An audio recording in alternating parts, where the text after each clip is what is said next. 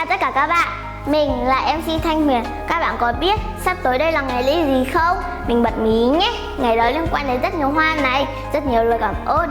Ngày đó diễn ra vào tháng 11 và đặc biệt ngày đó liên quan đến các thầy cô giáo. Nói đến đây chắc bạn cũng biết đó là ngày gì rồi phải không? Đúng rồi, đó chính là ngày 20 tháng 11, ngày Nhà giáo Việt Nam. Vào ngày này, tất cả những người đã và đang ngồi trên ghế nhà trường đều hướng mắt về thầy cô giáo với một lòng biết ơn sâu sắc vì thầy cô đã nuôi dạy chúng ta nên người. Nhân ngày 20 tháng 11, em xin gửi tới thầy cô lời chúc sức khỏe, chúc thầy cô của em luôn vui vẻ, hạnh phúc trong cuộc sống. Còn các bạn thì sao? Hãy cùng mình gửi tới các thầy cô thật nhiều lời chúc nhân ngày 20 tháng 11 nhé. Cảm ơn các bạn đã lắng nghe. Xin chào và hẹn gặp lại.